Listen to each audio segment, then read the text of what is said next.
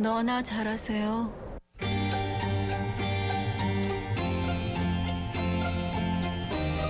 자, 부산의 이슈를 친절하게 짚어드리겠습니다. 양미숙의 친절한 미숙씨, 부산 참여연대 양미숙 사무처장 함께하겠습니다. 어서 오십시오. 어서 오십시오. 예, 안녕하십니까. 자, 오늘 대중교통요금 얘기를 좀 해야 되는데 할 얘기가 네. 참 많습니다. 예. 아유, 부산도 지난 6월 택시요금에 이어서 버스와 지하철 요금 인상이 확정이 됐습니다. 예. 좀 짚어주시죠. 예, 버스 요금은 현금 기준으로 400원, 교통카드 기준으로는 350원이 인상돼서 1,200원인데 지금 1,550원이 되고요. 카드로. 좌석버스는 1,700원에서 2,050원, 심야버스는 일반은 1,950원, 좌석은 2,450원으로 인상되게 됩니다. 지하철도 이제 300원 인상되는데 올해 10월 6일에 한 번, 그리고 내년 5월 3일에 각각 150원씩 두 차례 나눠서 인상한다고 합니다.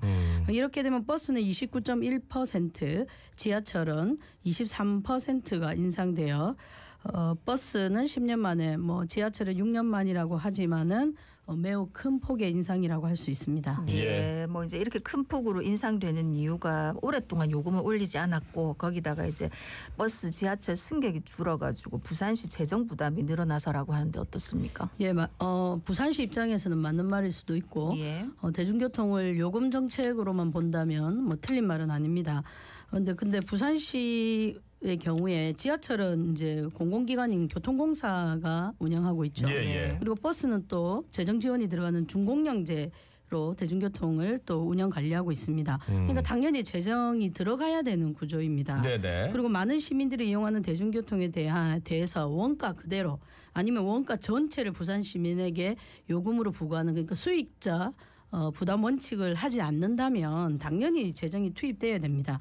그리고 물가 상승, 인건비 상승을 고려한다면 대중 투입이 증가할 수밖에 없는 상황인데, 그럴 때마다 요금을 올리거나 아니면 정기적으로 대중교통 요금을 인상한다면 굳이 공공기관에서 운영하고 준공영제로 대중교통을 운영하고 관리할 필요가 없지 않습니까?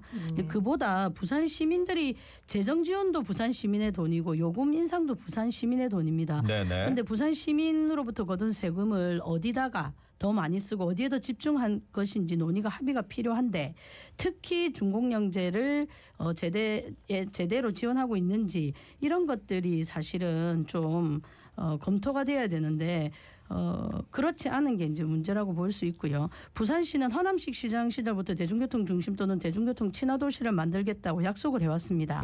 그럼 대중교통 중심 정책을 정말로 추진한다면 재정이 계속 투입되는 건 불가피합니다. 그래서 오히려 대중교통 정책이 제대로 수립되어서 거기에 예산이 제대로 투입되고 있는지를 살핀 다음에 요금을 인상할지 말지를 결정해야 되는데, 시민사 입장에서 보면 대중교통 중심 도시 정책은 아니라고 판단을 하는 겁니다. 지금 부산시는. 예. 네, 일단은 그 추후에 또 말씀을 또 계속 네네. 이어가고, 그 서울, 인천, 울산 이런 네, 대도시 다 올렸단 다 말이에요. 올랐습니다. 예. 그러니까 부산도 어쩔 수 없는 상황이다. 이런 논리도 충분히 있잖아요. 맞습니다. 예. 근데 이제 일단 지하철 먼저 보시면 지하철 예. 점점 확대되고 있는 거 아시죠? 그리고 앞으로 원래 계획은 15개 노선을 더 확대한다는 계획인데, 물론 네. 실현되는 경우도 있고 안 되는 경우도 있습니다. 그래서 이제 신도시가 만들어지고, 그리고 장거리 노선이 증가하면서 인건비, 연료비, 전력비 등 운송 원가가 상승해서 수지가 악화되고 있는데 코로나까지 발생했지 않습니까? 네. 그래서 이용객이 줄어들었는데 코로나 이후에 이제 승객이 증가하지 않았다는 거죠. 그러면서 시 재정 부담은 가중되었고, 그래서 요금 인상은 불가피하다. 근데 세부적으로 한번 따져보겠습니다. 예, 지하철의 경우는 계속 떼는 건설, 인건비, 연료비, 전력비 등 상승했지만 이용자는 줄어들고 있거든요. 그런데 재정 부담, 재정 적자라는 건 건설비까지 다 포함되어 있습니다. 예. 아시는 것처럼 지하철은 막대한 비용을 들여서 건설하게 되는데, 그렇죠. 그러면 어떤 노선을 건설할 때 비용 편익, 수익과 비용을 계산을 할 게 아닙니까? 그게 네. 일반적으로 정책을 추진하는 이제 원리인데, 수익이 좀 떨어지더라도 시민들의 편익을 위해서 지하철을 건설하겠다. 그거는 뭐냐면 재정 투자를, 대중 투입을 감내하겠다는 거죠. 네. 근데 이익은 어느 정도 발생하지만 비용이 들지만 이익이 발생하기 때문에 충분히 감당할 수 있다고 해서 만약에 노선을 새로 만들었다면 네. 그런데 이후에 적자가 발생했단 말입니다. 그럼 이건 또 정책 실패인 거예요. 그렇다면 앞에 말씀드린 거는 정책적인 요인이니까 요금 인상을 하면 안 되는 거죠. 그 후자 요인은 부산시의 정책 실패인 거예요. 근데 이런 두 가지 이유라 하더라도 요금을 인상하는 것은 부산시의 정책과 부산시의 정책 실패를 부산 시민들한테 전가시키는 겁니다. 그리고 지하철은 아시는 것처럼 전두환 정부 시절에 무임승차가 추진됐지 않습니까? 네. 그래서 전체 이용률의 30%를 무임승차입니다. 이걸 하지 말자 하자가 아니고 장애인 무임 네. 그다음에 그 65세 노인들 이상, 예, 예. 어르신들 그럼 이런 거를 다 고려한다면 정부 정책, 부산시의 정책 실패를 시민들에게 요금 전가로 부담시키고 있다는 거죠. 그래서 네, 네. 요금 인상이 적절하지 않다라는 말씀을 꼭 드리고 싶습니다. 근데 이제 도시철도는 그렇고 버스 네. 같은 경우에 사실 이제 준공영제요로 네. 하는 지원 문제 많은 시민들이 뭐 예. 노선 조정도 마음대로 할 수 없고 뭐 예. 여러 가지로 준공영제를 꼭 해야 되나 뭐 이런 의문을 많이 가지시더라고요. 근데 이제 준공영제를 통해서 요금이 어느 정도 오르지 않고 그런 부분은 시민한테 분명히 이익이 온 게 맞습니다. 예, 예. 그리고 좀 여러 가지 비리나 아니면 노선을 마음대로 하는 것을 부산시가 일부분 금지시킨 것 또한 부산 시민의 이익이라고 볼 수 있는데요. 그래서 이제 준공영제에 대한 불신이 되게 많지 않습니까? 네. 잘못 쓰였다는 지원금이. 그래서 이제 7기 민선 때 이거 되게 대대적으로 혁신하면서 위원회도 교통혁신위원회를 만들고 그러니까요. 했지만 사실은 좀 결말은 좀 흐지부지였습니다. 네. 전혀 안 된 건 아니지만 큰 변화와 성과는 가져오지 못했고요. 또 이런 상황에서 10년이 되었지 않습니까? 네. 준공영제를 시행한 지 10년 이상이 되었는데 지원금은 10배 이상이 상승했습니다. 근데 수송 분담료는 2%가 하락했습니다. 이러다 보니까 신뢰가 없는 거죠.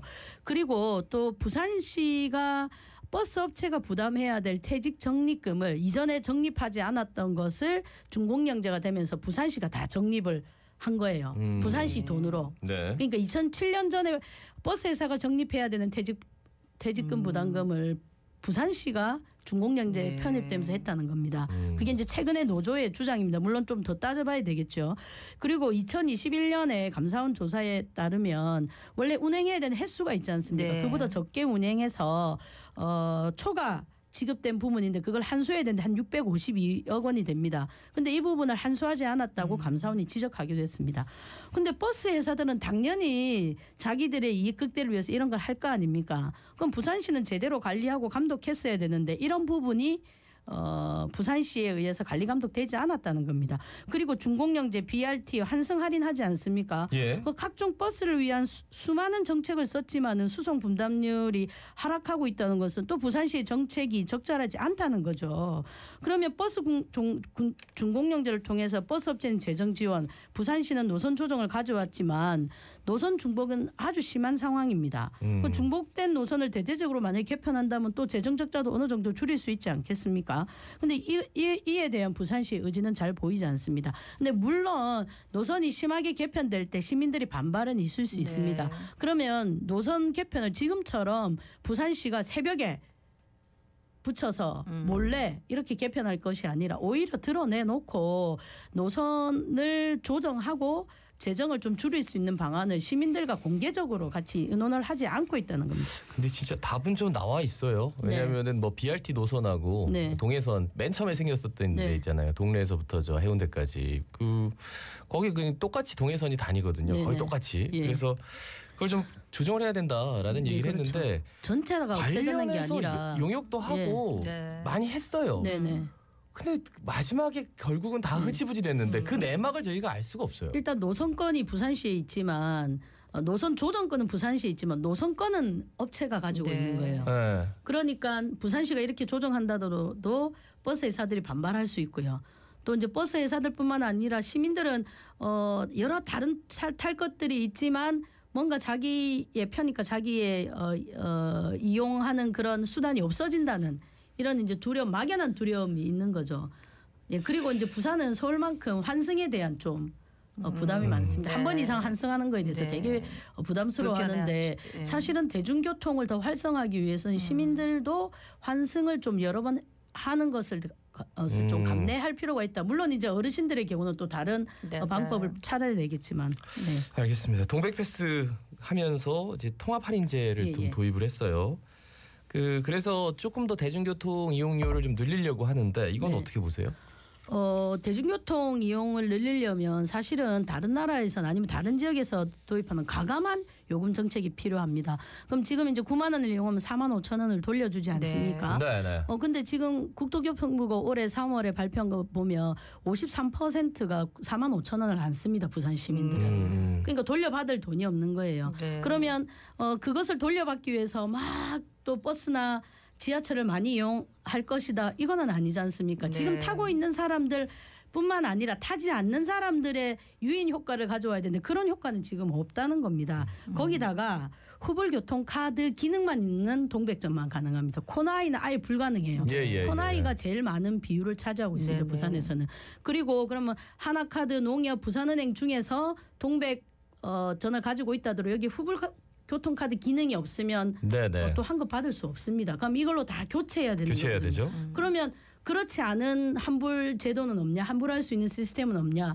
경기도는 그렇지 않은 시스템으로도 다 환불해주는 것을 도입하고 있거든요. 그러니까 좀 빨리 제대로 된 검토 없이 성급하게 좀 정책을 도입하면서 이런 허점들이 나오고 있다는 게 문제고, 그리고 또 먼저 할인을 해준다고 했잖아요. 돌려준 다음에 다시 비용을 올리는 겁니다. 그러면 시민들 생각에는 줘놓고 다시 뺏는다는 이런 느낌을 안 받을 수가 없는 거죠. 그리고 재정도 마찬가지입니다. 한 1,600억에서 1,500억 정도 줄어드는데 요금을 올리게 되면, 그런데 동백 패스로 나가는 금액은 또 1,000억입니다. 그렇다고. 그럼 재정 효과를 위해서 이런 두 가지 정책을 써야 되는데 어떤 효과가 있는지 사실 의문인 거죠. 저는 사실 BRT 처음 만들었을 때 그렇게 크게 와닿지는 않았거든요. 네네. 왜냐면은 그게 이제 뭐 고속버스도 이용하고 뭐 하다 네. 보니까 속도가 그렇게 빠르냐? 그런데 이제 확실히 요즘은 속도가 좀 빨라진 것 같고, 첫 번째. 맞습니다. 동백 패스는 네. 제가 지금 8월부터 실험을 하고 있습니다. 네. 한 6만 원 지금 썼거든요. 예. 이게 진짜 캐시백이 되나? 약간 캐시백은 이런 당연히 되죠. 해준다 했으니까 해줄 건데, 근데 저는 걱정이 아까 근데 여기에 캐시백 뭐 예산으로 1,000억을 잡아놨다고 했는데 지금 요금이 오르면은 그게 또 돈이 더 드는 거잖아. 그렇죠. 그리고 아까 동백 패스는 신용불량자는 이거 못 씁니다. 왜냐하면 체크카드면서 후불교통카드인데 신용불량자는 아니면 그 후불교통카드는 좀 청소년들은 못 하지 않습니까? 네네. 이런 분들한테는 이게 또 전혀 혜택을 줄 수 없는 그런 지금 시스템이긴 합니다. 일단은 뭐 여러 가지 맹점들이 있는데, 그러면 어떤 정책이 당장 필요합니까? 일단 부산시가 획기적인 정책 추진 방향을 결정해야 됩니다. 획기적인 정책. 그러니까 시민의 이용의 편익을 올리면서 재정 혁신을, 재정 절감을 하겠다는 게 교통국의 정책 목표거든요. 이게 어떻게 가능합니까? 둘 중에 하나를 선택. 그렇다고 해서 재정을 방만하게 쓰라는 건 아닙니다. 그럼 대중교통 중심의 시민의 편익 이용료를 제고한다면 대중교통에 예산을 제대로 투입해야 되는 거죠. 근데 대중교통만 이용할 수 있도록, 아니면 대중교통을 집중적으로 이용할 수 있도록 정책을 펴야 되는데 뭐 하면 시민이 반발한다. 근데 대중교통보다 오히려 자가용을 이용하는 것이 훨씬 더 편리한 게 부산 아닙니까?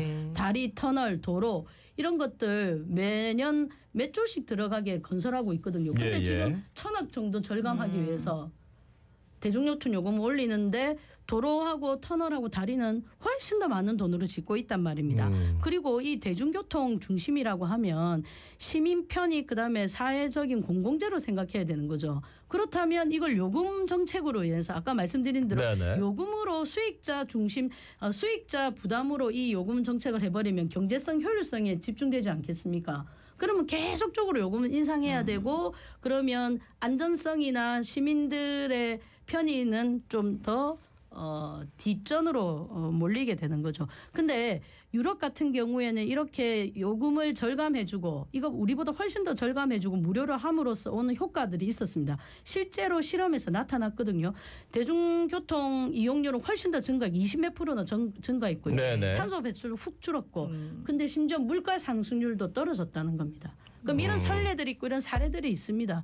정말로 대중교통 중심, 대중교통 친화 도시를 하고 싶다면 대중교통을 에다가 막대한 막대하다기보다는 제대로 된 세금을 투자하고 네, 네. 그다음에 대중교통이 아닌 정책에 대해서는 좀 과감하게 예산을 끊고 그리고 대중교통 이 좀 더 편리하게 자가용이 좀 더 불편하게 만들지 않는다면 대중교통 중심 도시는 그냥 구호에 지나지 않습니다. 그러니까 누군가 불편하고 예. 대신에 이제 대중교통을 이용하시는 분이 좀 편리하고 네.